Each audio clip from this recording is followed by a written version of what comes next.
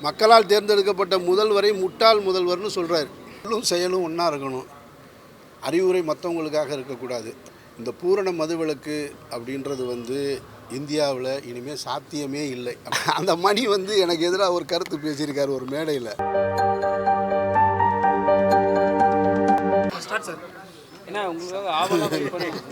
சும்மா போகிறவனை கூப்பிட்டு சாப்பிட்டு சிபிஐ அலுவலகத்தில் விஜய் அவர்கள் ஆஜராயிருக்காரு. 2 நாளாக அவரை பற்றி ஒன்று செய்தி என்டிஏ கூட்டணியில் அவர் இணைய போகிறதா அப்படின்ட்டு அவருக்கு துணை முதல்வர் அல்லது எதிர்க்கட்சி தலைவர் போஸ்டிங் தரக்கூடாதா போச்சுருக்காங்க. நீங்கள் கூட அதுக்கு ஒரு பதிவு ஒன்று போட்டிருந்தீங்க, கடுமையாக எதிர்த்து.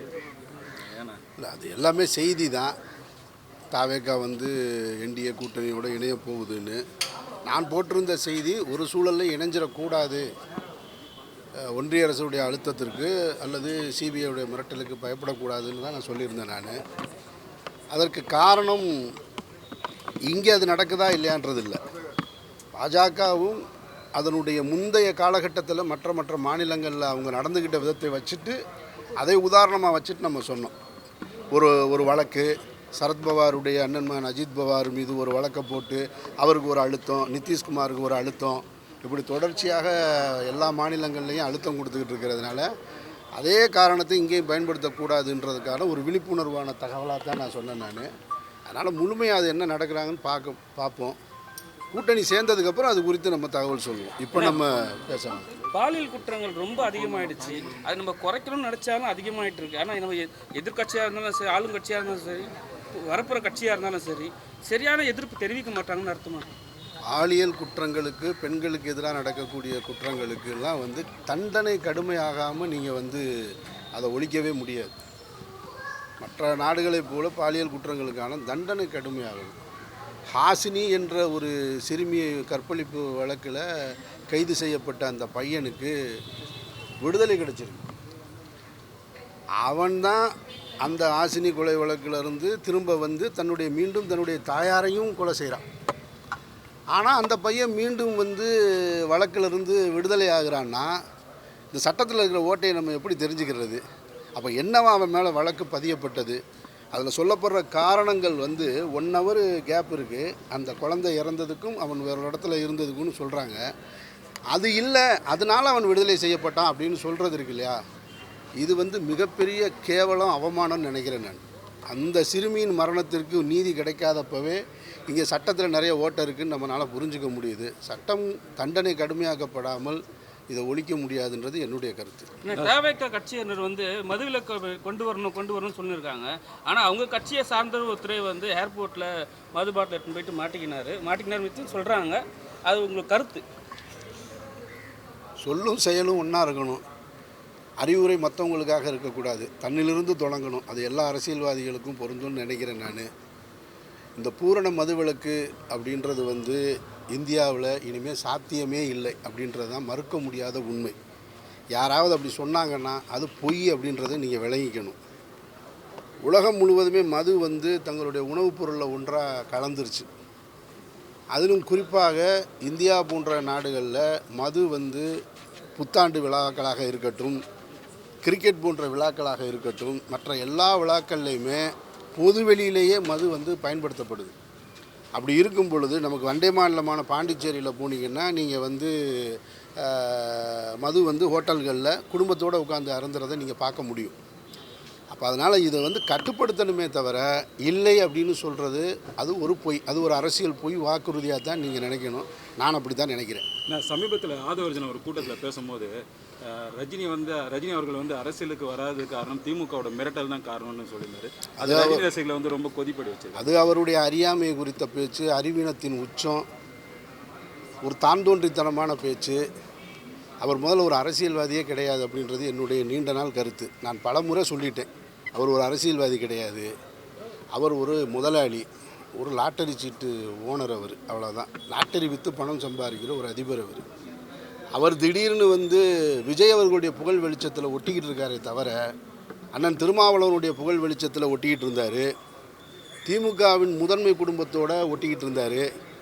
இப்போது மக்கள் செல்வாக்கு இருக்கக்கூடிய விஜய் பக்கத்தில் போய் ஒட்டிக்கிட்டு இருக்காரே தவிர அவருடைய பேச்சு எதுவுமே அரசியல் முதிர்ச்சியான பேச்சு கிடையாது, நாகரிகமான பேச்சு கிடையாது. மக்களால் தேர்ந்தெடுக்கப்பட்ட முதல்வரை முட்டாள் முதல்வர்னு சொல்கிறார். எனக்கு என்ன வருத்தம்னா, அவர் சொல்கிறாரு திமுகவிலேருந்து எந்த விதமான எதிர்ப்பும் இல்லை. ரஜினி ரசிகர்கள் கூட கொந்தளிக்கிறாங்க. ரஜினிகாந்த் அவர்கள் அரசியலுக்கு வரலனாலும் அவர் மீது பேரன்பு கொண்ட ரஜினி ரசிகர்கள் அதற்கு எதிர்வினை ஆற்றுறாங்க. திமுகவில் பதவியில் இருக்கவங்களும் சரி, இத்தனை கோடி தொண்டர்களும் சரி அமைதியாக இருக்கிறாங்கன்னா என்ன காரணம்னு தெரியலை. ஏன் அப்படி ஒரு பேசுகிறாரே, ஒரு எதிர்வினை ஆற்றக்கூடாதா? அது தப்புன்னு கண்டிக்கக்கூடாதான்னா தெரியலை. ஏன் திமுகவினர் இவ்வளவு அதாவது ரொம்ப நல்லவங்களாக நடந்துக்கிறது போல் நடிக்கிறாங்களான்னு எனக்கு சந்தேகமாக கூட இருக்குது. ஆனால் இப்போ மது பாட்டில் எடுத்துகிட்டு இருக்க ஏர்போர்ட்டுக்கு அவர் ஆளுநர் சொன்னால் அதனால டிவிக்கு பின்னடைவு வருமா? இந்த யூகம்லாம் சொல்ல வேண்டிய, நீ மது அருந்தால் எல்லாரும் தான். இல்லை, அருந்தது வேறனா எடுத்துன்னு போகிறது 1 hour கூட பொறுத்துக்க முடியாதுன்னு சொல்லிட்டு மற்றவங்களாம் கேள்வி கேட்குறாங்க. அவங்களுடைய நேர்மையையும் அறத்தையும் நீங்கள் இதில் தெரிஞ்சுக்கிறதுக்கான வாய்ப்பு கிடச்சிருக்கு அப்படின்னு நீங்கள் விளங்கிக்கங்க. அவர் என்னைக்காவது மதுவிலக்கு எதிராக போராடினார்னா இந்த காட்சியை எடுத்து போடுங்க. போராடுவார்ல, என்னைக்காவது அட்டையை பிடிச்சி நிற்பார்ல, அப்போ இந்த காட்சியை போடுங்க. நீங்கள் பேக்கில் கொண்டு போனது என்னன்னு கேளுங்க. அவங்க கட்சிக்காரங்களே பெண்கள் நிறைய பேர் இப்போ குற்றச்சாட்டு வைக்கிறாங்க. பெண்களுக்கு பாதுகாப்பு இல்லை, பெண்களை தரக்குறைவாக பேசுகிறாங்க, மற்ற கட்சிக்காரங்களை பேசுகிற மாதிரி எங்களையும் பேச ஆரம்பிக்கிறாங்கன்னு சொல்லிட்டு நாங்கள் எதாவது எதிர்ப்பு தெரிவித்தா அப்படி சொல்கிறாங்க. அதெல்லாம் இந்த சோசியல் மீடியாவில் இருக்கக்கூடிய அபிமானம் கொண்டவர்கள் இருக்காங்க இல்லையா, அவங்க பேசுகிறத நம்ம நிறைய கேட்குறோம். நம்ம நிறைய அவருடைய தலைவருடைய மனைவியவே குறித்து விமர்சனம் பண்ணுறாங்க. அதெல்லாம் இயலாதவன், கருத்தியலாக மோத முடியாதவன் அவதூறை கையில் எடுப்பான். ஸோ கருத்துக்கு எதிர்கருத்து. உங்ககிட்ட கருத்து இல்லையா, அவனை பற்றி தீய வார்த்தைகளில் கெட்ட வார்த்தைகளில் திட்ட வேண்டியது இது ஒரு அரசியல் பண்புன்னு நினச்சிட்ருக்காங்க. இதெல்லாம் ரொம்ப 3ஆம் தரமான 4ஆம் தரமான பேச்சு. இதையெல்லாம் தவிர்த்துக்க வேண்டியது எல்லோருக்குமான பொறுப்புன்னு நான் அடிக்கடி சொல்லிகிட்டு இருக்கேன். என்ன கருத்து வேணாலும் வைக்கலாம். நானெல்லாம் எவ்வளோ பெரிய கருத்தை சொன்னாலும் ஐயா மரியாதைக்குரிய ஒன்றிய பிரதமர் மோடின்னு தான் சொல்லுவேன். தனிப்பட்டையோ ஒருமையில் பேசுவதோ தரக்குறைவாக பேசுவதோ ஏற்கவே முடியாது. அவர்களுக்கெல்லாம் அரசியல் தெரியலைன்னு தான் அர்த்தம்.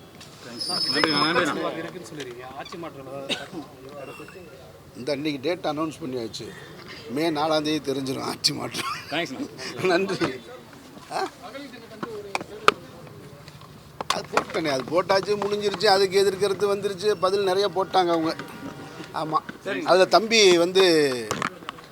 அவர் பேர் என்ன, ஒருத்தர் இருக்கார் தாவேகால,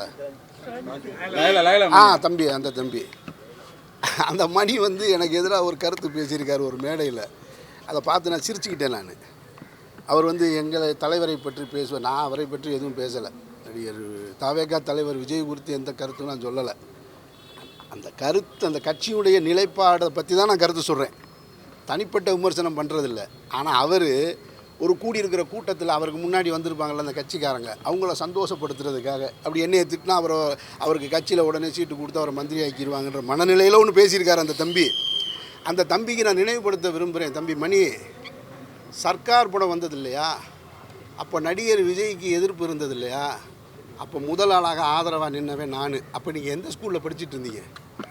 போய் பாருங்கள். உங்களோட நீங்கள் பேக்கில் போய் ஸ்கூலுக்கு போனீங்களா, ஸ்கூலை கட்டடிச்சு வேறு எங்கேயாவது போனீங்களான்னு பாருங்கள். ஒன்று, ஹரிஹர ராஜா சர்மா ஜோசப் விஜய்ன்னு சொல்லி கண்டனம் தெரிவித்தார் இல்லையா, அதற்கு முதல் முறையாக எதிர்ப்பு தெரிவித்து அவர் ஜோசப் விஜயாக இருந்தால் என்ன, விஜய் முகமதுவாக இருந்தால் என்னன்னு சொல்லிட்டு முதல் எதிர்ப்பு குரலையும் விஜய்க்கான ஆதரவு குரல் கொடுத்தவன் நான். அப்போ அந்த தம்பி எங்கே இருந்தாருன்னு போய் கேட்க சொல்லுங்கள். வேறு ஏதாவது வீட்டு வாசலில் குண்டு குண்டு விளாண்டுருப்பார்.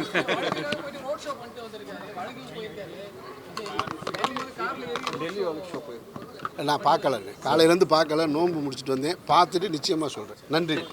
படங்களாக மாறினதை பார்த்துருக்கோம். வெகு சில படங்கள் மட்டும்தான் படங்கள்லேருந்து புத்தகங்களாக மாறுது. இதற்கு முக்கியமாக காரணமாக இருந்த இந்த படத்துக்கு ப்ரொடியூசராக இருந்த ஜிவி பிரகாஷ் அவர்களுக்கு இயக்குனர் விக்ரம் சுகுமார் அவர் குடும்பத்து சார்பாக நன்றி தெரிவிச்சுக்க வேண்டிய நேரம் இது. ஏன்னா அன்னைக்கு அந்த ப்ரொடியூசர் அந்த யங் ஏஜில் அந்த டிசிஷன் எடுக்கலை அப்படின்னா இன்றைக்கி இப்படி ஒரு படைப்பு, இன்றைக்கி ஒரு புத்தகம், இப்படி ஒரு பெரிய விழா எதுவுமே நடந்திருக்காது. இந்த நேரத்தில் ஜிவி பிரகாஷ் அவர்களுக்கு, ப்ரொடியூசர் ஜிவி பிரகாஷ் அவர்களுக்கு மிகப்பெரிய நன்றி. அடுத்ததாக இவரை பற்றி பேசணும் அப்படின்னா இன்றைக்கி அவரால் வர முடியல, அதுக்கும் சாரி. இவரோட படமும் சரி, இவரோட படைப்பாற்றலும் சரி, இவரும் சரி, நிழலும் நிஜமும் பேசக்கூடிய ஒரே விஷயம் நேர்மையும் அறமும். அப்படியான மனிதர், நேர்மையும் அறமும் அழகு அமீர் அழகு அவர்களை பேச அழைக்கிறேன். வாழ்த்துரை வழங்க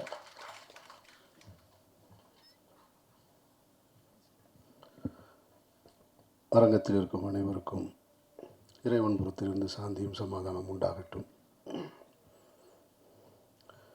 ஒரு வழக்கமான சினிமா விழாவாக இருந்திருந்தால் நானும் பழனியப்பனும் அருகருகே உட்கார்ந்திருக்கும் போது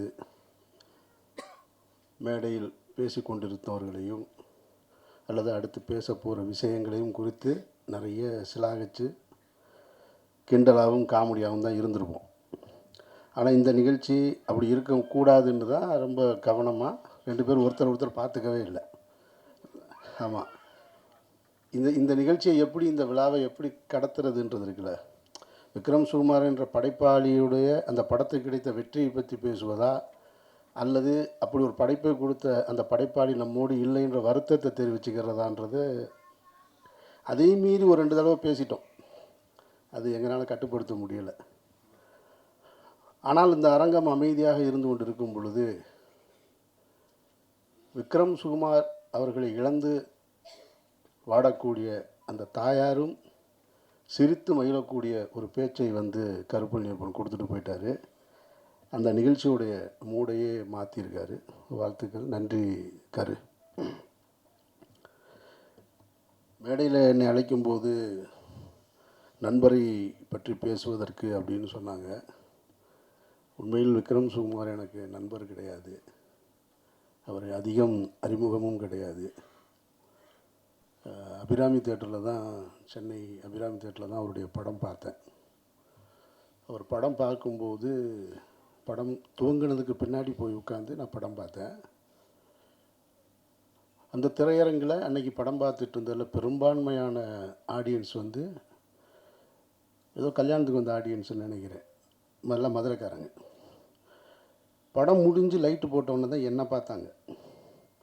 என்னை பார்த்த உடனேயே பூரா எல்லாமே அந்த மதுரை, உசிலம்பட்டி, தேனி எல்லாம் இந்த பக்கம் இருக்கிற அந்த பகுதி மக்கள், அவங்க என்னை பார்த்த உடனேயே அவங்க அண்ணேன்னு வேகமாக கட்டி பிடிச்சிட்டு அவங்க சொன்ன வார்த்தை இன்னும் எனக்கு நினைவு இருக்குது. அண்ணே, உங்கள் படத்தில் எதையெல்லாம் நீங்கள் விட்டுருந்தீங்களோ அதை பூரா தம்பி வச்சு செஞ்சுட்டானே படத்தில். இதுதான் அந்த வார்த்தை, வச்சு செஞ்சுட்டான்னு. எனக்கு அப்பவும் விக்ரம் சுகுமாரன் யாருன்னு தெரியாது. அந்த படத்தோட இயக்குனர்னு தான் தெரியும். இப்போ படம் பார்த்ததுக்கு பின்னால் தான் எனக்கு அவர் பாலுமேந்திராவோட ஸ்டூடெண்ட்டு, வெற்றிமாறனுடைய அசிஸ்டண்ட்ன்ற விவரங்களை எல்லாம் தெரிஞ்சுக்கக்கூடிய வாய்ப்பு இருந்தது. அந்த படத்தில் ரொம்ப முக்கியமான விஷயமாக நான் கருதுறது என்னென்னா, ஒரு இளவில் தான் படம் தொடங்கும். கர்மாத்தூர் முனுசாமியை பற்றிய பாடல்களோடு தொடங்கி அந்த ஜெயக்கொடி தேவருடைய மரணத்தில், அதில் தானே தொடங்கும். படம் முடியும் போதும் ஒரு இளவில் தான் முடியும். ஒரு இயக்குனருடைய சிந்தனையை நான் பார்க்குறேன். இப்போ நான் கூட திருவிழாவில் தொடங்கி இளவில் முடிச்சிருப்பேன். பருத்தி வீரனில் ஒரு படி மேலே போகிறார் விக்ரம் சுகுமாரன். இளவில் தான் தொடங்குறாரு, இளவில் தான் முடிக்கிறாரு படத்தை. அப்போது ஒரு இயக்குனர் எப்படா இப்படி சிந்திக்க முடியுது அப்படின்னா, உண்மையிலேயே அந்த மண்ணோடு வாழ்ந்த, அந்த மக்களை நேசித்த ஒரு உண்மையான படைப்பாளியால் தான் இப்படிலாம் சிந்திக்க முடியும். அப்படி ஒரு படைப்பாளியாக விக்ரம் சுகுமாரன் வாழ்ந்திருக்காருன்றது தான் இந்த படத்தின் மூலமாக நம்ம தெரிஞ்சுக்கிறது. அதுக்கப்புறமா விக்ரம் சுகுமாரனை நான் பார்த்ததுக்கான சூழல் கருவுக்கு நினைவு இருக்குமான்னு தெரில. நம்ம ஜனாவுடைய மரணத்தில் அங்கே உட்கார்ந்துருந்தார், இயக்குனர் ஜனநாதனுடைய மரணத்தில். அதுக்கு பின்னால் விக்ரம் சுகுமாரன் நான் எங்கே பார்த்தேன்னா, என்னுடைய தாயாருடைய மரணம் மதுரையில் நிகழுது. நான் சவுதியில் மக்காவில் இருக்கேன். நான் ஒரு நாள் தாமதமாக தான் வந்தேன். நான் அங்கேருந்து சேரும்பொழுது அந்த இடத்துல என்னுடைய தாயார் மரணத்தில் நடிகர் அருள்தாஸோட என் கூட பின்னாடி உட்காந்துருந்தார். அப்போ அருள்தாஸ் தான் கூப்பிட்டு விக்ரம் உட்காந்துருக்காப்புலன்னு. இப்படி நான் பார்த்த இடங்கள் பூரா விக்ரம் சுகுமாரனை இப்படி தான் பார்த்துருக்கேன். நான் அதிகம் பேசி பழக்கம் இல்லை. அப்படி இருக்கும்போது இந்த நிகழ்ச்சிக்கு கூப்பிட்ட உடனேயே வரணும்னு தோணுனதுக்கு காரணம் ஒரு படைப்பாளி அவருடைய சாதனைகளை, அடுத்தடுத்த சாதனைகளை தொடர்வதற்கு முன்னாலே இந்த மண்ணை விட்டு மறைஞ்சிட்டார். ஆனாலும் அவருடைய நண்பர்கள், கார்த்திக் நினைக்கிறேன், அவர் தான் என்னை சந்தித்தது. அவருடைய படைப்பை ஒரு புத்தகமாக போடுறது அப்படின்ட்டு இருக்கு இல்லையா, இந்த முயற்சி, அந்த முயற்சிக்கு நம்ம ஒரு சின்ன பங்களிப்பு போய் செய்வோமே அப்படின்னு தான். அதான் ஊர்லேருந்து இந்த நிகழ்ச்சிக்காக தான் மதுரையிலேருந்து வந்தேன். நான் ரம்ஜான் நேரம் அங்கே இருக்கேன். நான் அதில் இங்கே வந்து பேசியவர்கள் எல்லோரையும் பார்க்கும் பொழுது இங்கே இருக்கக்கூடிய மேடையில் இருக்கக்கூடிய அத்தனை பேரும் எனக்கு வந்து இவர்களோடு உதயகுமார் எனக்கு பல வருஷமாக தெரியும். ஆனால் உதயகுமாரோட நேரடியாக வேலை செய்யலை. கலையரசனை எனக்கு தெரியும். ஆனால் கலையரசனோட 2 முறை படம் நடிக்க வாய்ப்பு வந்து நடிக்கலை. கதிரையும் தெரியும், வாய்ப்பு இல்லை. அண்ணன் வேலராமமூர்த்தி அவரையும் எனக்கு ரொம்ப, இவங்க எல்லாமே மனதுக்கு நெருக்கமானவங்களாக இருக்காங்க. இதில் ஒரே ஒருத்தவங்க தப்பிச்சிட்டாங்க, விஜயம்மா மட்டும். அவங்களும் எனக்கு ரொம்ப நாள் தூரமாக தான் இருந்தாங்க. அந்த செவனம்மாவும் அவங்களோட இப்போ ஒரு படம் நடிச்சிருக்கேன் நான். அதனால் அவங்க ரொம்ப எனக்கு நெருக்கமாயிட்டாங்க. மற்றபடி இந்த படத்தை பற்றி சொல்லும்போது இந்த படத்துக்கு தேசிய விருது கிடைக்கல அப்படின்னு சொன்னாங்க. உண்மைதான். விருதுகள் இங்கே கொடுக்கப்படுவதில்லை, விற்கப்படுகிறதுன்னு பல முறை நான் சொல்லிக்கிட்டே இருக்கேன். நான் நியாயமாக கொடுத்துருக்கணும், இயக்குனருக்கு கொடுத்துருக்கணும். இந்த படத்துக்கு ஒரு தேசிய விருது நடிகர்களுக்குன்னு கொடுத்து 4 பேர்த்துக்கும் பிரித்து கொடுத்துருக்கணும்.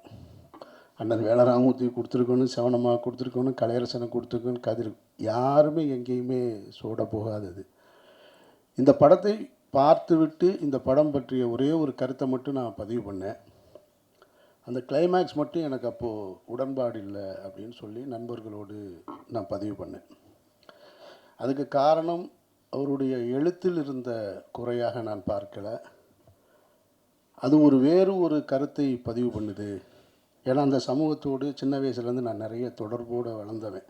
நான் மதுரை யானைக்கல், எனக்கு பக்கத்தில் செல்லூர், இந்த பக்கம் தைக்கால் தெரு, எல்லாமே கல்லர் சமூகம்தான்.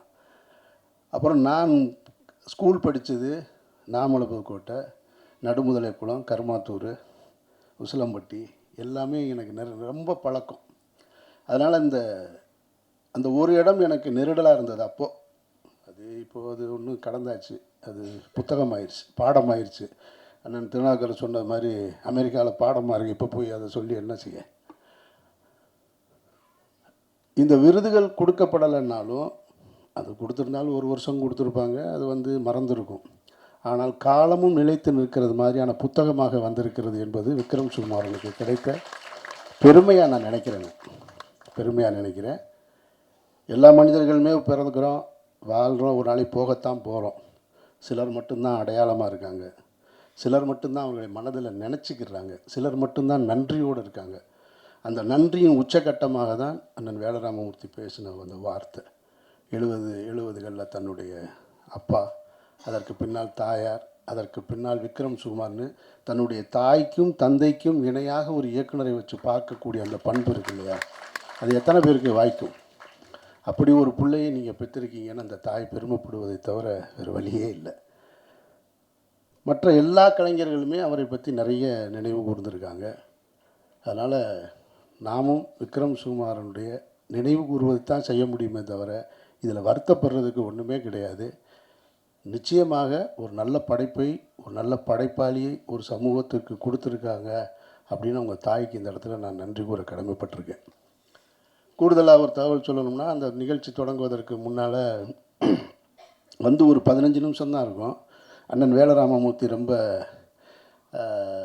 நெருக்கமாக ஒரு கதை ஒன்று சொல்கிறேன் கேட்டுருங்க அப்படின்ட்டு அந்த 15 நிமிஷத்துக்குள்ளே ஒரு கதை சொல்லிட்டார்.